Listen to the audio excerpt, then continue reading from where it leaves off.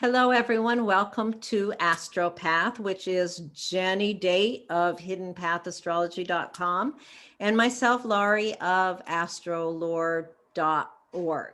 And today we are going to be talking about the Gemini new moon, which happens on May 30th at 7:30 p.m. That's in Eastern time. So you'll want to adjust that for where you are on the It's actually 7:30 a.m. But oh, did I say p.m.?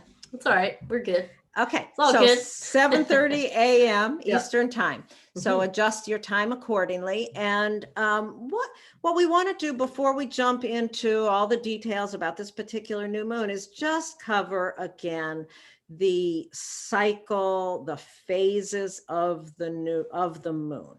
And those phases begin at the new moon. You can think of the phases of the moon as correlating to the plant cycle. And the new moon would be the time when it's a new beginning. It's a start. You know, these cycles really provide us with the opportunity once a month to start a new pathway, to start a new cycle.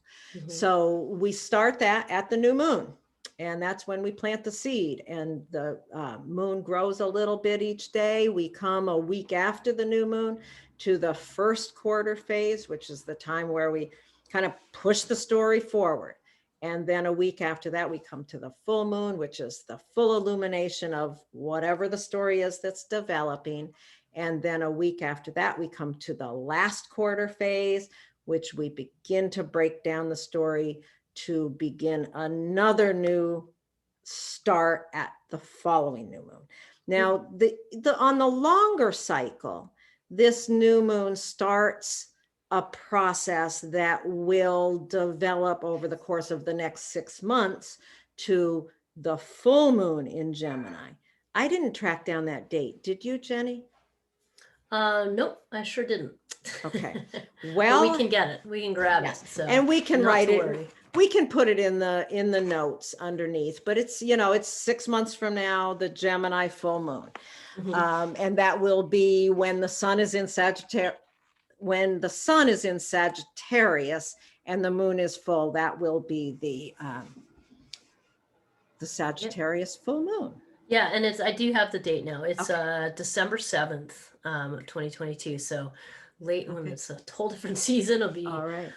So think about that for that. And then I don't know if you mentioned the full moon for this is going to be June 14th. June 14th. So in other words, the shorter cycle where we're just looking at a couple weeks out, we're looking at June 14th as the culmination. Okay. Yeah. And I mean, really the beauty of these cycles are just to remind you that there is a cyclical process at work in life. It is not all just a linear thing that's just moving in one direction. And every new cycle is an opportunity to reset and refresh. And we sure could use that right now, as there's so many different things going on. And sometimes it's hard to remember that you can just take a step back. And these cycles help remind us of that. Yeah. And like you said, we do need this reminder. This is a reset position. So do you want to open that chart, Jennie? And we can... is there anything more we want to say about the cycles, or do we want to just start talking about Gemini? No, let's just start talking about Gemini. Let's get this chart up so we can see where the sun and the moon are. And again, this is for Eastern time. But nonetheless, we see the sun and the moon together at 9 degrees of Gemini. There they are. Okay. Yeah. So Gemini is the mutable air sign. The air signs are intellectual signs. You know, that's basically the 4 elements are broken down into fire, earth, air, and water. And air is about the intellect, the thought process, and such. And the mutable signs are adaptable. They're coming to a point of change. So it's an adaptable sign. It's an intellectual sign. Gemini is really about gathering information, curiosity, what you do with that information after you gather it, that kind of thing. Yeah, I mean, so Gemini is a very quick sign. It kind of stays on the surface of things because it's trying to move quickly and lightly and move bits of information around. So that it's kind of like, I was thinking a lot about it being like the honeybee gathering the nectar from each flower, and then it moves quickly to the next one, to the next one, to the next one. And it has to have that quickness in order to have any kind of pollination to happen. So it's pretty cool. I think I like that. It gives the energy of it, the kind of humming, buzzing, quick moving energy. With people, I feel like Gemini is that kind of chatty, talkative, like let's go quickly from one topic to the next and really have these like quick, light conversations that can easily just not have a lot of meaning.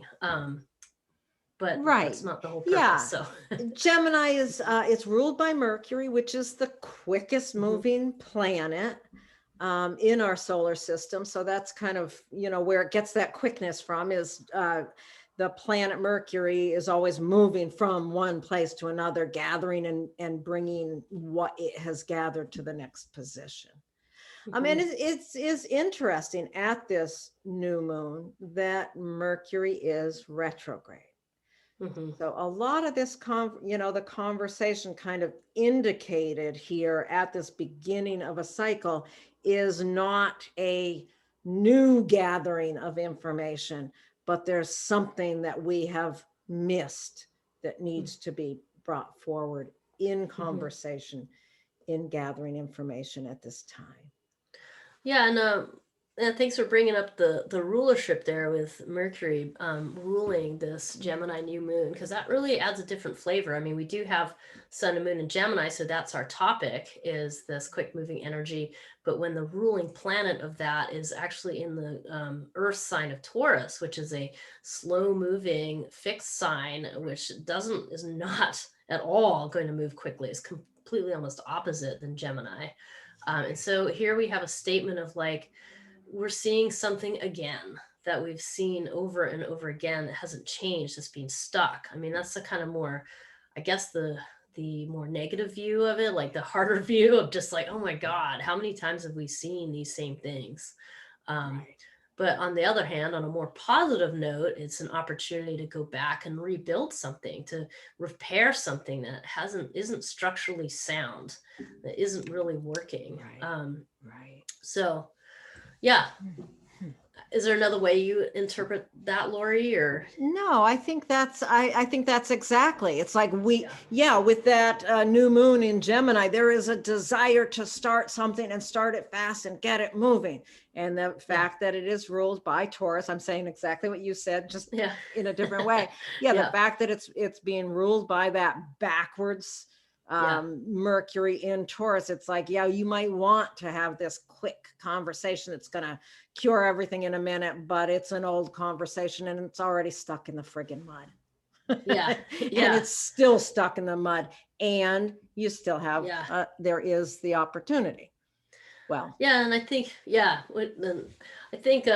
it's interesting because I know that, Laurie, you and I are having this conversation like on the heels of more difficult news in the US, and which we'll talk about in a second here because we have some Aries going on. But it's just the idea that on the bigger level, I think that this particular picture is showing something, maybe some frustration that we have about.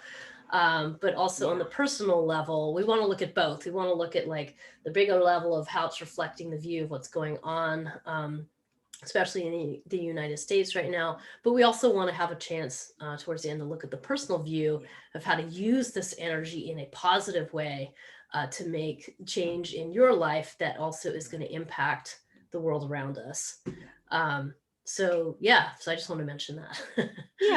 So, it's interesting because with this particular chart, that conjunction between the sun and moon, that new moon, is not in aspect with a whole lot of things that are going on in this chart. The only aspect that is being made is to that conjunction between Mars and Jupiter. So these two are tied together in a sextile aspect. The sextile does, it's sort of like a new moon in that it's a new opportunity. A sextile always offers an opportunity. Trine aspects, which are 120 degrees, are kind of a gift. a sextile, which is a 60-degree aspect between the planets, it's not a gift, it's an opportunity, but you have to take action in order for something to be beneficially created between the two of them. This Mars and Jupiter together in Aries is extremely dynamic and powerful, given that Mars rules Aries. I mean, that's a very dynamic statement there.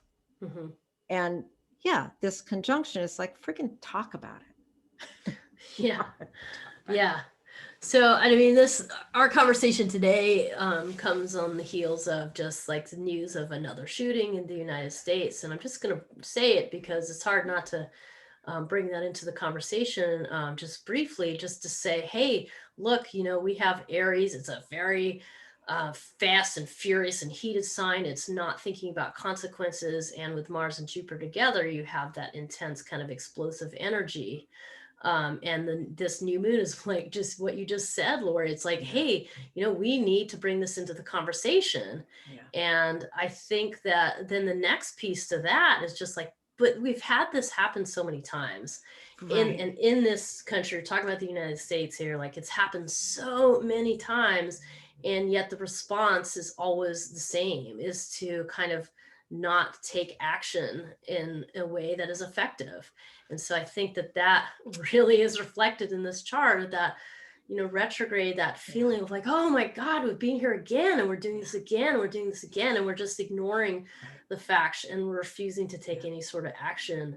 And it's just been the same story for a long time. And I can only imagine that many people, anyone watching this, and many people in the country and around the world are feeling those same feelings. Like, how many times are we going to see these things without action? And it kind of brings us to take it back to the astrology. It kind of brings us back to that Gemini, where if Gemini is just digging up information, it's not really useful.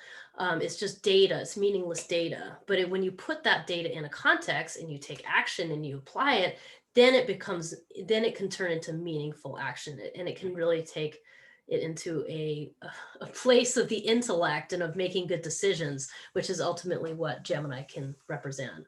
So, yeah, it's difficult. It's such a difficult situation, and it's somewhat difficult to talk about it here because people tend to think of this as a political conversation, and it is not. No.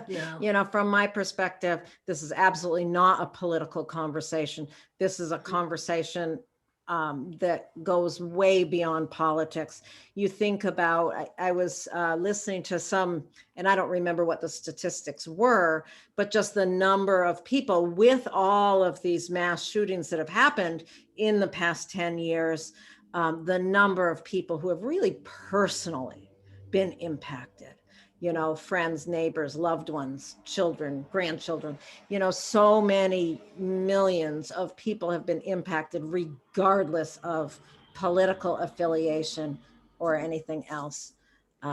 It's really interesting. On my Facebook page, I had posted a few days ago about Mars having moved into Aries, and someone on there immediately said, is this what caused that shooting, you know, the school shooting? No, it didn't cause it, but it certainly reflects it. You know, it's like everything in astrology. It's not a causal relationship, but it definitely is a reflection. That Mars and Jupiter in Aries is a pretty disturbing thing to see in a country that has as many guns as we have. Yeah. And there is a little, it's hard. It's difficult to be hopeful in this conversation. And yet this is a sextile. There is an opportunity. And I actually am really grateful as I look at this to see that Mars is retrograde in Taurus. It's like grounding us down and kind of pushing that conversation into a deeper place, the potential to push that conversation into a deeper place and kind of face the reality that, God, yes, we've been talking about this for years. Let's keep talking, you know, don't shut it down or give up. Yeah. And I think, and that's, I mean, astrology of retrogrades kind of brings that in. Is like, we as a culture don't really prefer retrogrades because we're such a action-based culture, and we don't like to stop and think and reflect. But guess what? We must. We must. It's part of, it's the other side of being human. There's the active external side, and there's the inward facing reflective side, and they must work together. And a lot of on a bigger kind of metaphysical scale, what we are looking at is that imbalance of the active and go out and do something now, and then this need to reflect and look within and see, you know, what's not working here. And we've had such an emphasis on the one, that we're seeing a time now where we must be working with this more inward thing. And that's kind of what I keep seeing with astrology, is like over and over again, is kind of like, let's find some balance. And I think that it would be remiss of us not to mention the difficulties of things going on in our culture right now. Though our main focus with these videos is always going to be natal astrology and trying to look at, well, how can you personally take this stuff and apply it to your life? Right. And that's not in isolation. It's not just your life by itself. It's your life as one little part of this much greater whole. And that, I think, is where the real benefit is of astrology. But I think we just felt like we couldn't say nothing. So we brought into the conversation. And what do you think? Are you ready to move into the... I think so. I think so. I want to just say very briefly, because as you're talking, I'm kind of just looking at this chart and thinking about it and just being aware of the North Node there. Mercury is backing toward the North Node, and that almost gives me a little more hope too. You know, it's sort of this, you know, the South Node, the past being this intensity of Scorpio, this dark side. And, you know, we could expand it even more on that level as this being the exact moment of it. You know, children, community. So this, you know, moving toward this calmer space. I kind of like that, that's there as well. And that's actually interesting, because this is the chart of Washington, D.C. as well. And that's where the reins of power are at this particular conversation that we're bringing today. So that's a good point, Laurie. That's something to consider. And each of us individuals, we're wrestling with our own, how do we look at these stories and find hope in these stories, and where do we find the light? Because there's always some light somewhere, and that's definitely what we're aiming to do in these videos. So there's some honest conversation for you.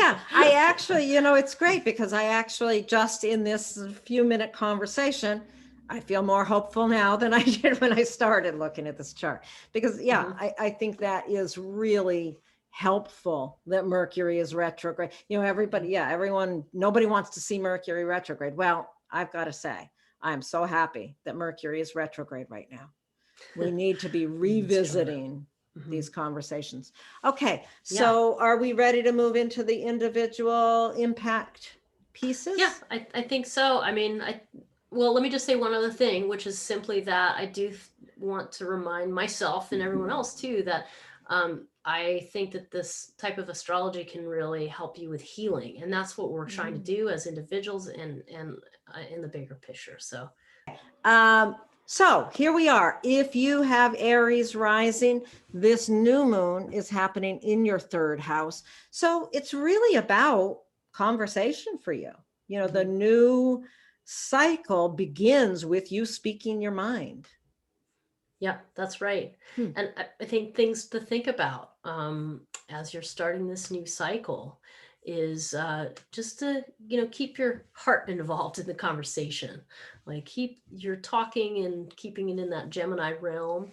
But you're probably likely to talk with close friends, maybe siblings, about whatever's on your mind. And so the only thing to just remember here is to stay engaged with your heart as well as your mind. Yeah, and it probably, you're going to be feeling a little heated about the conversations. With that sextile, you've got that Mars and Jupiter right there in your first house. So really staying engaged and using that kind of heated up part of you in a gentle manner. Tricky task. And tricky task. And I can't help but, think too, like with Mercury retrograde in your second house here, that maybe one of the underlying issues is that you're not so self-assured. You might be wondering a little bit about your own self-worth. And that might be something that's playing into Uh, it. But if you recognize that, and then you can actually get to a more intimate, positive conversation with whoever you're talking to, because you're bringing a little bit of vulnerability into it, and that's what we're trying to do here. yeah, I think that's really good, Jenny. And I think that that Mercury being retrograde there in the second house, involving your self-worth and all, Mhm. is going to really allow you to keep the heat from getting out of hand Yeah, with those conversations that you need to have. yeah, You're still going to nice. be heated, but you're going to be able to manage it and stabilize it. Yeah, Okay. yeah, and own it a So little more. own it a little more. Yeah. Right. Absolutely. Okay. So now if you have, if I can get this to move. Oh, I know why. There we go. Gotta close that. If you have Taurus rising, the new moon itself is happening in your second house, which Mhm. is really going to offer you an opportunity to start a new cycle of understanding and speaking to your own self-worth. Mhm. Huh. Yeah. Yeah. I was going to say too, like, it's interesting with Gemini in your second house, because that does mean that your intellect and your mindset is very important. And so kind of Mm. is it's how you think is how you are. And so on one hand, if you have unconscious thoughts about yourself, that's going to be, difficult, but it also gives you an avenue, a place to go forwards. And if you change your mindset and have some more positive thinking about yourself and positive even affirmation, it's going to have a huge impact Mhm. on how you feel about yourself. So it's an inroad, into your self-worth, essentially. Right. Yeah. So yeah, it's a time Mhm. to really, you can think of it as a time to plant a seed, to really be curious about how your self-worth is impacted by money, resources, or Mhm. how your self-worth impacts how you spend your money and resources. So there's something in that connection that Mhm. needs to be considered as Yeah. well. Yeah, and also the other thing, when you have Taurus rising, that puts Aries in your 12th house. So that means it's kind of hidden. It's hard to access. You might be a person where, depending on what your setup is, that where you have trouble getting in touch with your more passionate feelings, especially Mhm. anger, Mhm. that they may be a bit buried. And with this area of life being highlighted, you might be more agitated than you're used to feeling and not quite sure where it's coming from. So Right. this is a great opportunity to really just have some time alone and sit with that a bit and see what comes up, and be brave, which is some of the Aries keywords. Be brave and courageous, and what might bubble up from your unconscious, because it Right. really is for the Yeah. purpose of your healing. Yeah. It's really going to make you a more whole person. Yeah. I think that's Yeah. really, really important what you said about just being aware of what's bubbling up Mhm. in your unconscious. There is stuff that you want to pay attention to. And, you don't necessarily have to talk about it with everybody, but that Mhm. awareness coming into how you experience your own value. Yeah. And then that ruling planet of Mercury fits into this picture, as in, this is a time to restructure something essential about yourself. I mean, this Yeah. is something about restructuring self-awareness, or choosing to develop yourself in a new way, and taking a look at what holes are in the structure. Where do you want to kind of have a little more security, like true, deep personal security? Awesome. Awesome. Yeah. We ready to go on? Yeah. Okay, if you've got Gemini rising, this new moon is occurring right there in your first house. So it is extremely personal. It's a time to plant a seed, get curious about how you show up in the world, Yeah. how you, yeah, what Mm. conversations you are really engaged in. Yeah. And anyone with Gemini rising, part of your path is going to be about communication, moving data around, whether you're a teacher, a storyteller, a networker, or another form of that. This is going to be part of your path as you are that person. So you get an opportunity to kind of think about that with a new mindset. Like what do you want to do with that? That's different. And where are you going to be heated? It may be that your community is pressing you. There's some way in which you're being asked to step up as a leader in your community, and perhaps it's time to take a different tack with how you are developing yourself. Yeah, it really, there's a real opportunity to bring a lot of yourself to community and to be fed by community within the context of, what you're talking about, where you're bringing your passion. I like that. That's a great little path. So plant your seed, get curious about how you can express yourself and the values that you understand through your community, perhaps something along those lines. Yeah. Okay. And I think, and then just to finish up the piece with Mercury retrograde there in the 12th house, this is your bigger connection to the sort of the collective consciousness, so to speak. So there's an opportunity to kind of restructure how you're working with that. And I sometimes think of Taurus in the 12th house, like a useful example is like the practice of yoga, which is a body earth practice, but it's a way that you're connecting with something much less tangible.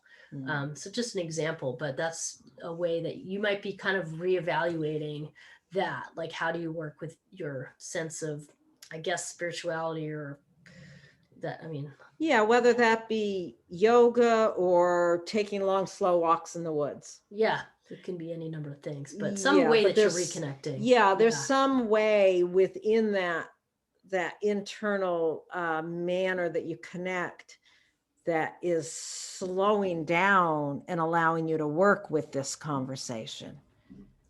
In some way. Okay. Yeah. Now let's move on. And if we have Cancer rising, we are the new moon itself is happening in the 12th house. So you're planting a seed to understand these things on a super deep unconscious level. What are you going to say about that, Jennie? Well, I was thinking here, anyone with Cancer rising is going to have, it's a water sign. So you're likely a person with a struggle with mental overload. Like you can get overloaded too much in the cerebral realm. And so this is an opportunity to take real, like a mental rest, really. It's Gemini, but to think about it differently, to have, again, I brought up that keyword of solitude for the 12th house in the last one. And this is a time for how do you calm your nervous system so that you can function well? And that's kind of what's being asked of you. With that Gemini tucked away in the 12th house, it's something that you have to work with in that way. While being stimulated by the Aries in the 10th house. In your profession. So in your profession or your reputation. So that's interesting. It's like something in the outer world is really bringing up that anxiety, that internal anxiety. And so you need some sort of ability to work with it. And you said understanding that there's an intellectual capacity of working with it as well. Right. So there's some opportunity to bring that heat from the world into a development of more understanding of your own inner process. Yeah, I like that. Yeah. That's sort of the themes we're talking about too, of this like very external part of everybody's life, and then there's an internal part. And with Cancer rising, that external part's coming through your profession, and the more internal part in this case is just kind of hidden behind the scenes and maybe is manifesting through your nervous system. So it's like calming it down. Okay, so that's the seed you're planting. All right. Now we are going to move to anyone who has Leo rising. The new moon itself is happening in the 11th house. The 11th house we're going to think of as the community that supports you to your desires, really. This is a kind of a personal community, probably. And this is where we're planting the seed of curiosity and growth. So, yeah, let's see, let's circle that. So that's where you're planting the seed. There's the heat is coming from your own higher understanding of the world. Nice. Yeah. And I think a Leo rising person symbolizes somebody who wants to be gregarious and have a little bit more of an external affect here. And so you've got that very social, community oriented space with Gemini in the 11th house. And then, but you also, your mind is very well stimulated with that Aries in the 9th house. Like this is somebody where it's almost like a quest for knowledge, you know, like kind of being the hero and going out to seek the knowledge. There's something about that kind of, I don't know, that energy there. Yeah. And I see this as somebody that's, you know, out with a sign marching in the street. With their community. Here's their, you know, they're kind of heated up in that area of the worldview, how they see the bigger picture, and it links them to the community itself. Yeah. And then the interesting part with the Mercury retrograde in the 10th house is just that there may be some way through your profession that either you find a bit of respite, it helps ground you, or it might be something that you need to kind of review or redo a little bit in how you allow your career to support you. That could be part of it. That's awesome. Okay. I think that does it for that. Now, if you have Virgo rising, the new moon itself happens in your 10th house. So you're planting a seed of some sort in the career, seed of the intellect, of curiosity, something you're gathering information about in your community. Delivering information too. So this could be some way that you're communicating with the world. You're writing a book perhaps, or you're doing some other, maybe you're doing some speaking. But that is a time for that. So, and the heat is coming from your attempt to navigate other people's baggage, other people's issues. We could think of it that way.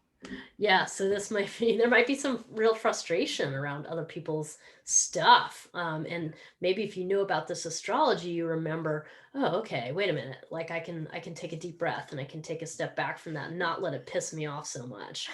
And then you can actually kind of harness the energy into your career and put it behind your project. Yeah, that's the thing is wherever this Aries is in your chart, wherever the Mars and Jupiter are, is really bringing a great deal of energy into the development of that seed. You can sort of, you know, keeping it with that idea of planting a seed, you can think of this as the nutrients that you're putting below that seed. You know, you've got the energy that is going to really kind of kickstart that seed that's being planted. Yeah, I think that's good. And I just, you know, the Mercury retrograde in the 9th house, this is just the opportunity to let this thing we're talking about just inform your worldview. Like, where is your worldview a little narrow, and where can you just open it up, you know, or find more grounding through it? Yeah, where are you having to revisit something to slow down that worldview enough to make that seed viable in some way? Yeah, because that quickness of Gemini, like you said, it can be a little I don't remember what words you used, but a little inconsequential. It can be just kind of light. And that Mercury in Taurus going backwards is trying to ground it in more of a deeper knowledge from the space of the worldview. Yes, yeah, totally. Especially just with Virgo rising and being in the 9th house and really playing into the career too. So great. Right. Okay. Yeah. So now let's move on. And next we have Libra rising. So if you've got Libra rising, this new seed that you're planting, this new cycle is beginning in that area of your worldview. So you are really planting a seed to develop some more understanding of your worldview rather than, it's like, it's interesting with Gemini there. People with Libra rising have a lot of curiosity around the worldview, and they want to gather a lot of information. And this is really like starting a new process there. Yeah. Yeah. And I could see too that the challenge may be to not go deep enough into those studies. And with this chart, you know, with the Mercury retrograde there, you do have the opportunity to go a bit deeper and let it kind of inform your sort of solidity beneath your feet. You know, it's like it's opening your mind while keeping your feet on the ground. So that could be super helpful. Yeah, and that really plays nicely when you think about this whole little configuration. It's like you're kind of planting this seed, and you've got a lot of support from relationships. There's a lot of heated conversations probably going on that are helping you develop the ideas behind that seed, and the that deepening coming through, kind of grappling with those deeper values of others. Yeah. That you're learning through that conversation. It's interesting. Yeah, and there could be some pretty serious passion going on in your intimate relationships here. So enjoy it or be aware of it or whatever end of it you're on. Just this is when you suddenly discover that this is inappropriate. It's when you suddenly discover that you're really into talking dirty sexually. All right, that's a good. I like. Right, that. I mean that just clear in the chart. It fits that so perfectly with that Mercury retrograde. It's like developing a whole new way. All right, that'll be on the new podcast that's coming up someday. Yes, we are going to be doing a podcast one of these days. Okay. And then we'll get into all kinds of fun things. Yes. Now we're going to go on. And if you have Scorpio rising, the new moon is falling in your 8th house.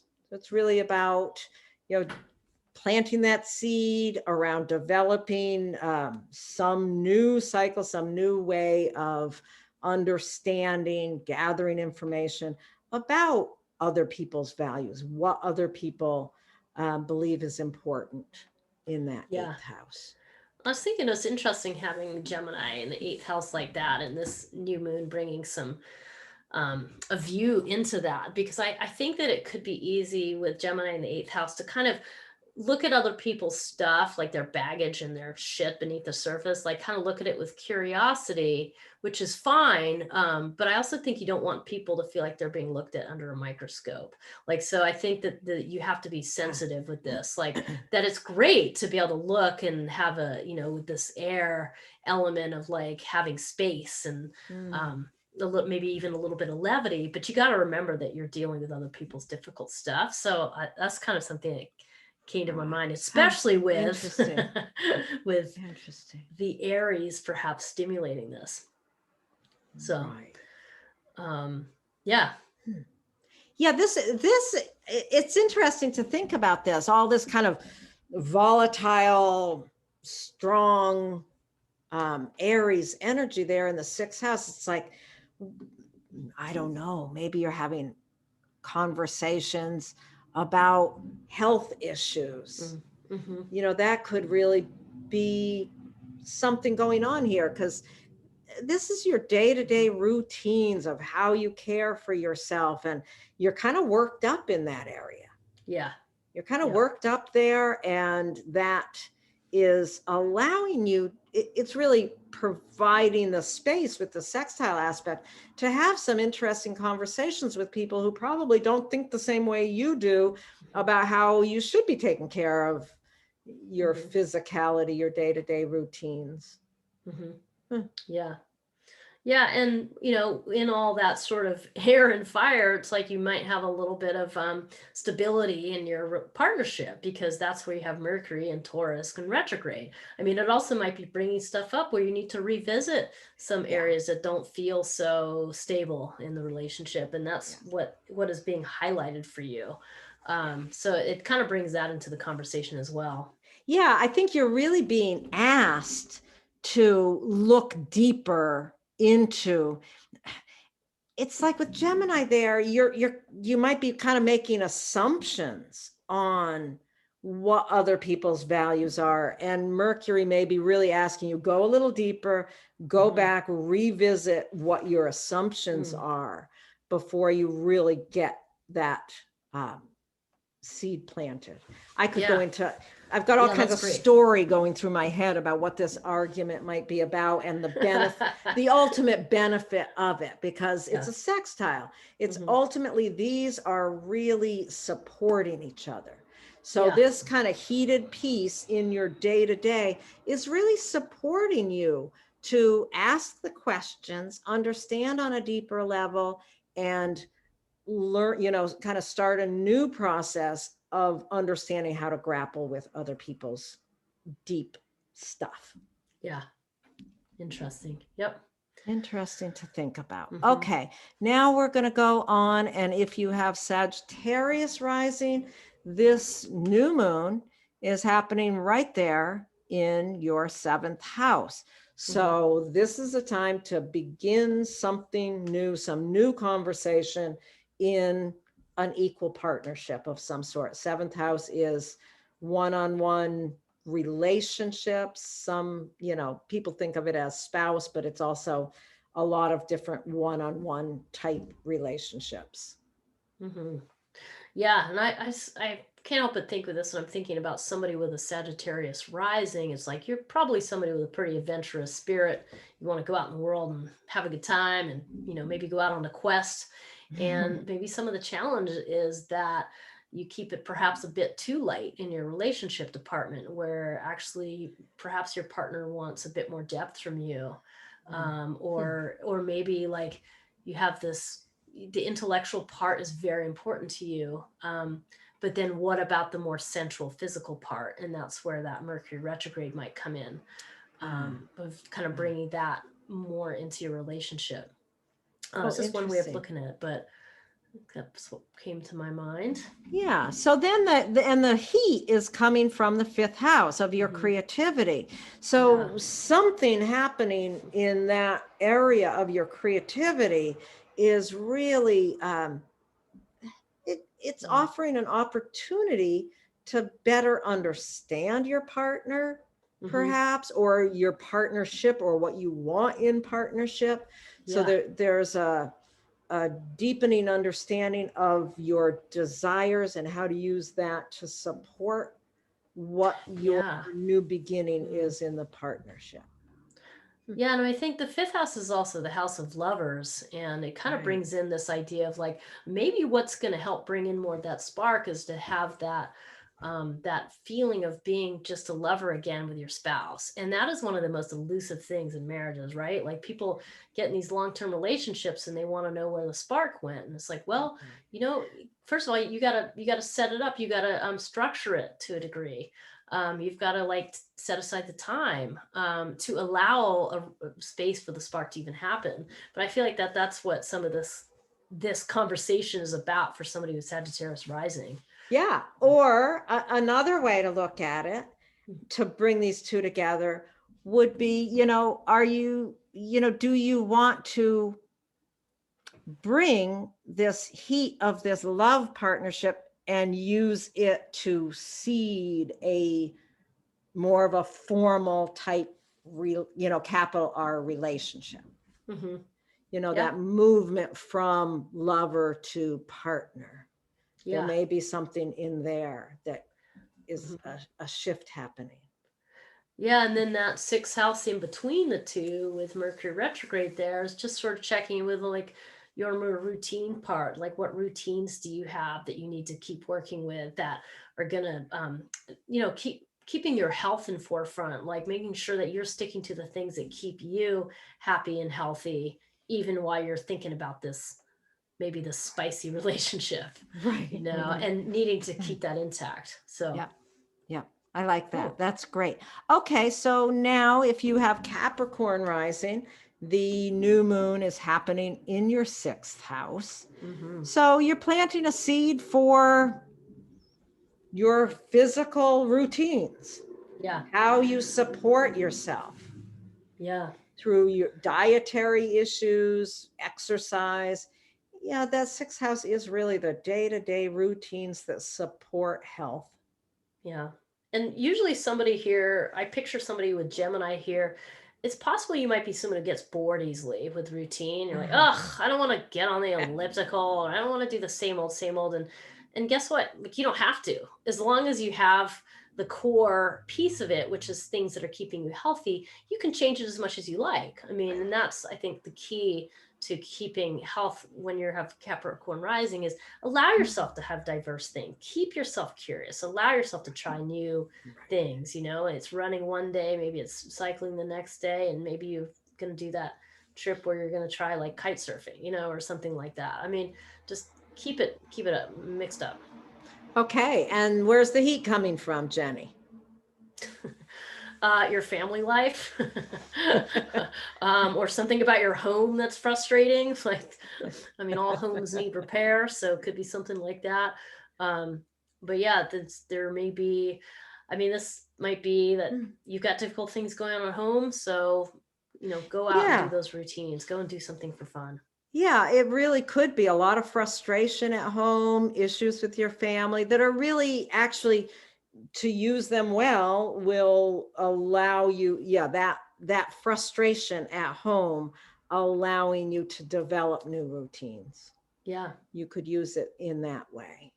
And maybe it's part of that new routine is finding ways to talk about the thing that you didn't really want to talk about with your close family members, because it just can be so stifling sometimes. And this might be an opportunity to say, you know what, I'm just going to talk to, it could be any member of family. I'm going to bring this up, and I'm going to incorporate it into kind of that light Gemini way. Instead of making it a deep, dark, heavy conversation, why not just, approach some of the more, I don't know, the light aspects of it. Like, hey, could you just do this one thing differently instead of like it being all about huge personality? It could be like, could you not park your car right behind mine? Could you, those things that create great aggravation, that seem so silly, Right. Or you've got a family member at home that's got some serious health issues, and you might be able to introduce them to one little change in their diet or one little change in their exercise that would help support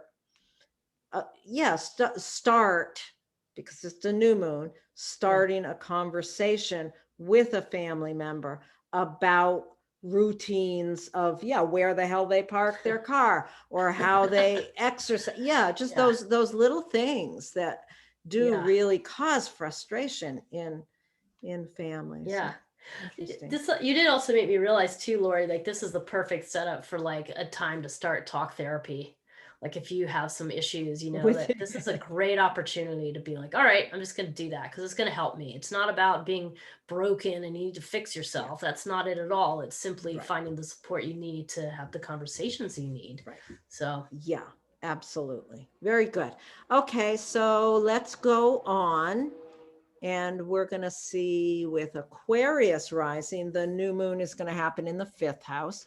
So what do we want to start here? What are we going to begin in the 5th house, Jennie?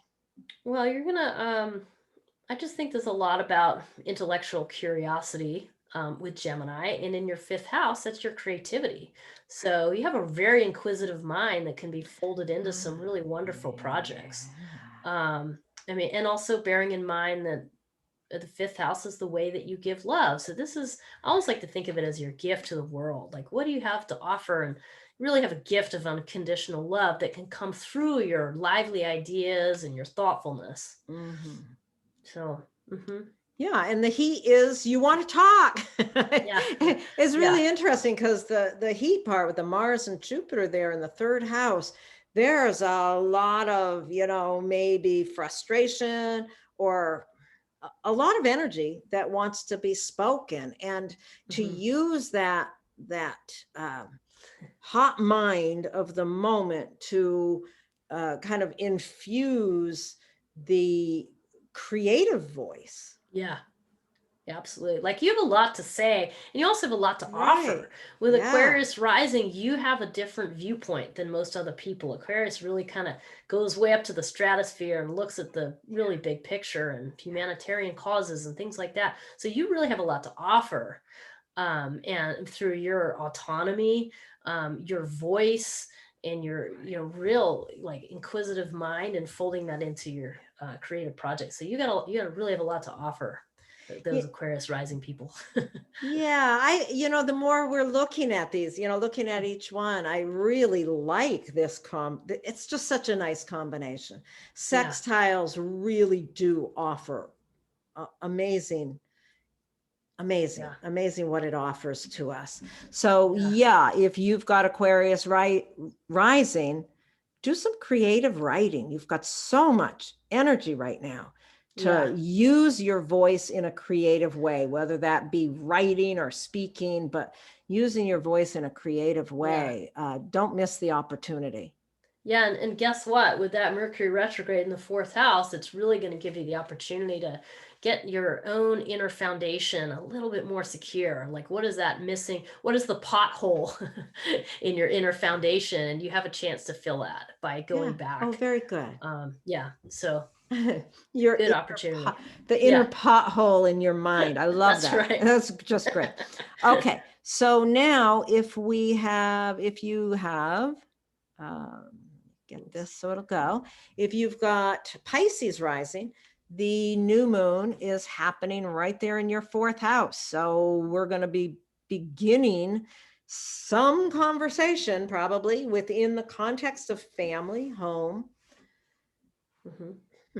Yeah, this is a new seed to plant.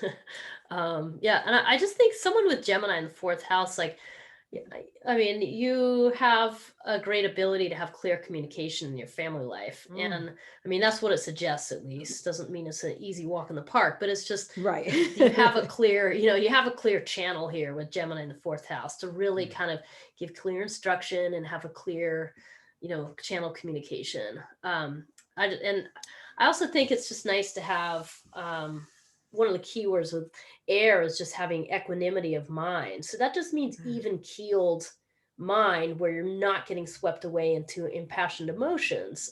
Normally, though, with the Aries sextiling this, you may find yourself suddenly frustrated in a way that you haven't with family members.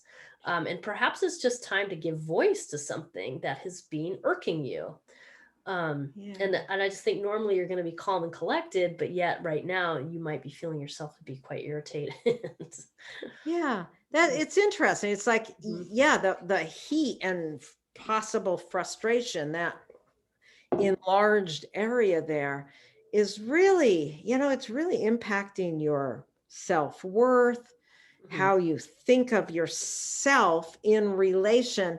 It's sort of like, take that heat and speak up.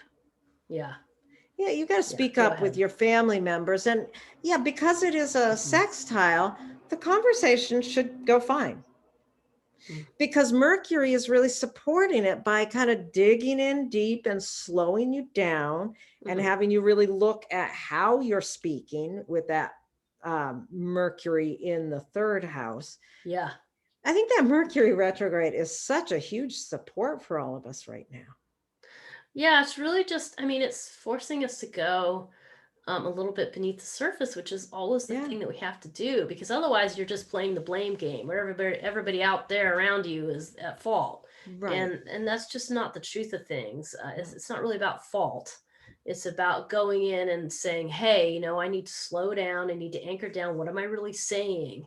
With Pisces rising, and really taking a look at that, so that you're not just spouting off and sort of shouting because you're frustrated. You're actually able to consider what needs to be said and what might be instructive and what actually might create more healing, rather than like just more frustration and anger. So It's so interesting how Mercury retrograde is kind of demonized so much. And yet there are times and situations, and this is definitely one where I think that the fact that Mercury is retrograde is really helpful. Yeah. Yeah. Agreed. Okay. All right. Are we all set?